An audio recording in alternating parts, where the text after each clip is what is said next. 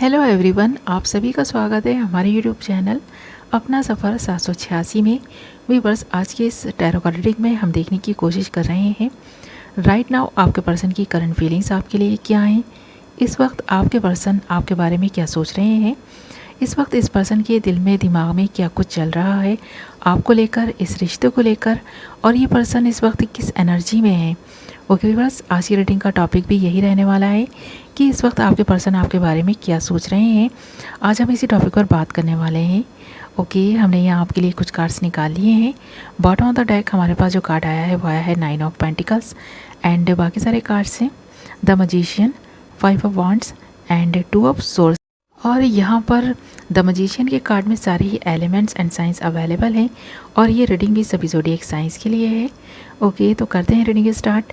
इससे पहले कि मैं रीडिंग स्टार्ट करूँ आपको बता दूँ, ये रीडिंग जनरल है, कलेक्टिव लेवल पर है, टाइमलेस रीडिंग है और जेंडर स्पेसिफिक नहीं है। ओके, तो यहाँ पर सबसे पहले अगर हम बात करें आपके पर्सन की फीलिंग्स की कि इस वक्त क्या है, तो देख रहे हैं ना, ये पर्सन आपको मैनिफेस्ट कर रहे हैं।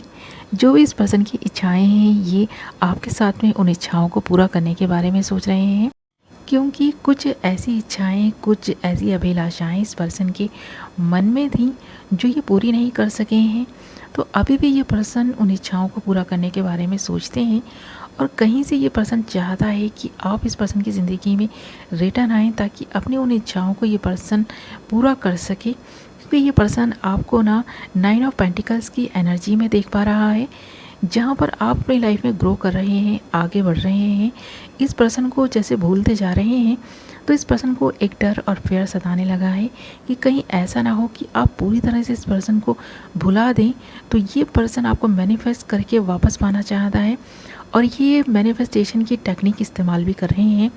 इस पर्सन के मन में जो बातें इस वक्त चल रही हैं ना, वो सबसे पहली बात तो यही है कि ये पर्सन चाहता है कि आप इसकी ज़िंदगी में वापस आएँ और इस पर्सन को आपको अप्रोच भी नहीं करना पड़े, इसे अपनी ज़िंदगी में आपको आने के लिए मजबूर भी नहीं करना पड़े और आप खुद ही अपनी खुशी से इस पर्सन की ज़िंदगी में रिटर्न वापस आएँ और इस पर्सन से खुद ही रीयूनाइट होने की बात करें। तो ये पर्सन ऐसा चाहता है आपसे, इसीलिए ये पर्सन जो चीज़ें चाहते हैं ना उन्हें मैनिफेस्ट कर रहे हैं।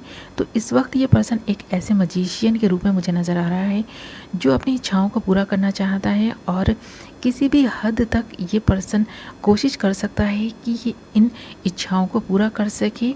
तो इस पर्सन को ऐसा इस वक्त फील हो रहा है कि जैसे कि आप इस पर्सन से दूर जाते जा रहे हैं और ये पर्सन अकेला रह गया है। जो भी फाइट्स आप दोनों की इस रिलेशनशिप में हुई थी किसी तीसरे पर्सन की वजह से हुई थी, तो ये पर्सन ना आपके साथ में रहते हुए किसी थर्ड पार्टी सिचुएशन में स्टक थे। ये पर्सन दोनों रिलेशनशिप निभा रहे थे, एक तरफ आपके साथ में इस रिलेशनशिप को निभा रहे थे और दूसरी तरफ किसी अदर पर्सन के साथ में ये इस रिलेशनशिप को निभाने की कोशिश कर रहे थे। यहाँ पर आप अनजान थे उस पर्सन से और वहाँ पर वो पर्सन अनजान था आपसे कि ये पर्सन आपके साथ में और वहाँ पर दोनों को ही टाइम दे रहा है और इन बातों से आप दोनों ही अनजान थे। यानी कि थर्ड पार्टी भी इन चीज़ों से अनजान थी और आपका पर्सन आपको भी कहीं ना कहीं धोखे में रखे हुए था। आपको भी थर्ड पार्टी के बारे में कुछ नहीं पता। धीरे धीरे आपको जब अपने पार्टनर पर शक हुआ या फिर आप दोनों के बीच फाइट्स होने लग गई, छोटी छोटी बातों पर भी आपका पर्सन आपसे झगड़ने लगा और बात बात पर आपसे ऐसी बातें करने लगा जहाँ पर आप ये सोचने पर मजबूर हो गए कि इस पर्सन की लाइफ में कोई ना कोई तो है जिसकी वजह से ये पर्सन आपको पूरा टाइम भी नहीं दे पा रहे हैं और आपसे बात बात पर झगड़ने की कोशिश कर रहे हैं। आपसे ये नाराज़गी जो इस पर्सन की होनी स्टार्ट हुई थी ना, उस पर्सन की इस पर्सन की ज़िंदगी में आने के बाद से ही स्टार्ट हुई है। तो आप दोनों का रिलेशनशिप जो भी बिगड़ा है ना, थर्ड पार्टी की वजह से बिगड़ा है और आपके पर्सन ने आपको इन सारी चीज़ों से अनजान रखा है। तो आपका पर्सन यहाँ भी टाइम दे रहा था, वहाँ भी टाइम दे रहा था, ऐसा जैसे कि दोनों हाथों में ही लड्डू रख कर खा रहा था। बट ये जो भी खेल इस पर्सन का था ना, ज़्यादा टाइम तक चल नहीं पाया है।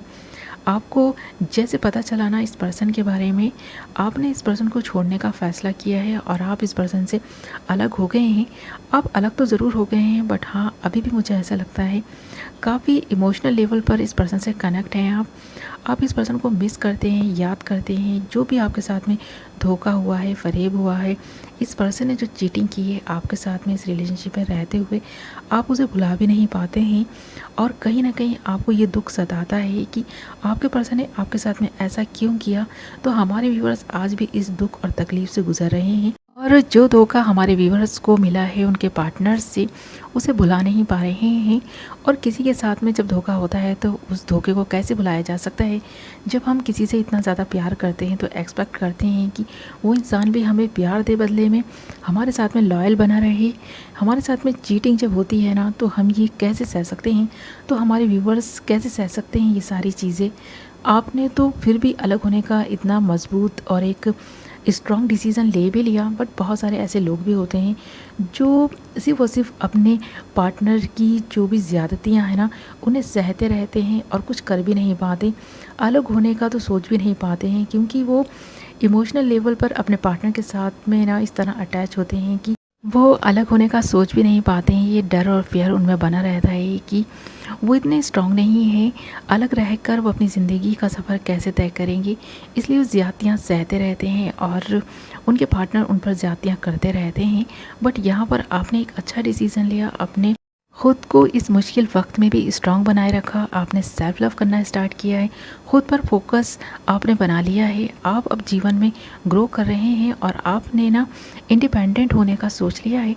अब आप इस वक्त, मुझे ऐसा लगता भी है कि इंडिपेंडेंट हैं। आप किसी पर भी इस वक्त ना तो फाइनेंशियल लेवल पर किसी पर डिपेंड हैं और ना ही आप इमोशनल लेवल पर किसी पर डिपेंड हैं। और यही सारी चीज़ें देखकर आपका पर्सन अब घबरा सा रहा है। अब इस पर्सन को ना ऐसा महसूस हो रहा है कि जो इस पर्सन ने सोचा नहीं था वही सारी चीज़ें अब होने लगी हैं। आप काफ़ी अपनी लाइफ में ग्रो कर रहे हैं और ये सारी चीज़ें देखकर आपका पर्सन ना अब काफ़ी पछता भी रहा है कि इस पर्सन ने क्या किया। और यहाँ पर देख रहे हैं ना, ये पर्सन कितना ज़्यादा इमोशनल है इस वक्त, और इस पर्सन के आंसुओं पर इस पर्सन का कंट्रोल नहीं है।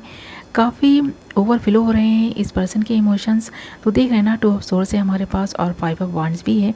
तो इस पर्सन ने आपके साथ में जो भी फाइट्स की थी थर्ड पार्टी की वजह से, अब मुझे ऐसा लगता है कि थर्ड पार्टी और आपके पर्सन के बीच भी काफ़ी सारी फाइट्स होनी स्टार्ट हो गई हैं। अब इस पर्सन के जीवन में ना तो आप हैं और ना ही थर्ड पार्टी है। थर्ड पार्टी भी इस पर्सन को छोड़कर जा चुकी है। तो इस पर्सन ने जो कुछ भी किया, इस पर्सन को इसका कर्मा तो मिल ही रहा है। साथ में ये पर्सन अब आपसे माफ़ी मांगकर ना फिर से आपको अपनी ज़िंदगी में रिटर्न चाहता है।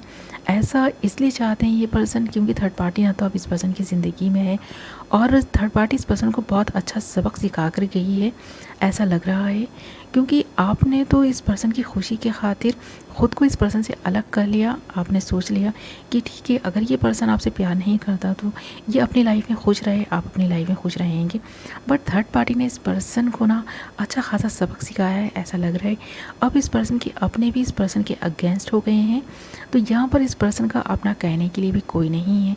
इसीलिए ये पर्सन अब एक ऐसे मजिशियन की तरह अपने आप को ना ग्रो कर रहा है, जहाँ पर ये जो मैनिफेस्टेशन है ना, इस पर्सन को इसकी सारी इच्छाओं को पूर्ति कराएगा, ऐसा इस पर्सन को लग रहा है। तो अब ये पर्सन उन चीज़ों को मैनिफेस्ट कर रहा है, आपके साथ को मैनिफेस्ट कर रहा है, जहाँ पर इस पर्सन की ज़िंदगी में वो गया हुआ वक्त ना रिटर्न वापस आ जाए। आपके साथ बिताए हुए लम्हे इस पर्सन को याद आते हैं। तो इस पर्सन को ऐसा महसूस होता है कि आपके साथ में इस पर्सन की खुशी थी। आप इस पर्सन को कितनी केयर देते थे, कितना प्यार देते थे, कितनी रिस्पेक्ट देते थे, जो इस पर्सन को अब कहीं से नहीं मिल रही। ये पर्सन बहुत ज़्यादा अकेला और लोनली हो गया है। इसलिए ये पर्सन अब चाहता है कि आप इस पर्सन की ज़िंदगी में रिटर्न आ जाएं। बट यहाँ पर ये पर्सन ना आपसे माफ़ी मांगने की हिम्मत अभी नहीं कर पा रहा है। बस ये मैनिफेस्ट कर रहे हैं ताकि आप ख़ुद इस पर्सन की ज़िंदगी में वापस आ जाएं, आप ख़ुद इस पर्सन को कांटेक्ट कर लें, आप ख़ुद ही इस पर्सन से बात करनी स्टार्ट कर दें। तो यहाँ पर ये पर्सन आपको इसीलिए मैनिफेस्ट कर रहा है कि ताकि आप इस पर्सन की ज़िंदगी में रिटर्न वापस आ जाएं। बट यहाँ पर ना ऐसा लग रहा है कि आप अपने जीवन में खुश हैं। भले ही आपको कभी कभी इस पर्सन की याद आती है और जो पर्सन ने आपके साथ में किया उसका दुख भी बहुत ज़्यादा होता है, बट आप कहीं ना कहीं अपने जीवन में ना आगे बढ़ चुके हैं। आपने सोच लिया है कि अब आपकी ज़िंदगी में कोई रहे तब और नहीं रहे तब आप खुश रहेंगे और अपने जीवन में आगे बढ़ेंगे, और जो कुछ भी हो चुका है उसे भुलाकर अपनी ज़िंदगी में आगे बढ़ेंगे। तो आपने एक अच्छा डिसीज़न लिया है, अपने ऊपर वर्क करना स्टार्ट किया है, सेल्फ लव करना स्टार्ट किया है। अपने आप को आप एक ऐसे रूप में देख रहे हैं जहाँ पर हर इंसान आपको पाना चाहता है, बट आप इस वक्त किसी को भी कोई कमिटमेंट नहीं देने के लिए खुद को रोक रहे हैं, ताकि आप ना सही डिसीज़न ले सकें। क्योंकि आपको कहीं ना कहीं लगता है कि पास में आपने अपने पर्सन को चुनकर एक रॉन्ग डिसीज़न लिया था, तो अब कोई भी गलत फ़ैसला आप नहीं लेना चाहते हैं, नहीं करना चाहते हैं। तो इसीलिए इस वक्त आपकी जो एनर्जी मैं देख पा रही हूँ ना, काफ़ी एक ऐसे स्ट्रॉन्ग इंसान की है जो कभी नहीं हारने वाला। और दूसरी तरफ अगर आपके पर्सन की बात की जाए ना, उनकी एनर्जीज़ की बात करी जाए, तो इस पर्सन को मैं ऐसे रूप में देख पा रही हूँ जहाँ पर वो कहावत सुनी है ना आपने कि रस्सी जल गई पर बल नहीं गया। तो आज भी इस पर्सन का गुस्सा, घमंड और ईगो चरम पर है।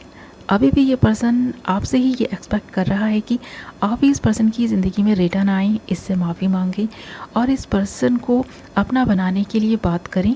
तो आज भी ये पर्सन इसी एनर्जी में है। ओके व्यूअर्स, तो ये थी आपकी रीडिंग। आई होप आपको पसंद आई होगी। पसंद आई है तो वीडियो को लाइक कर दें, चैनल को सब्सक्राइब कर लें, बेल नोटिफिकेशन को ऑल पर सेलेक्ट कर लें।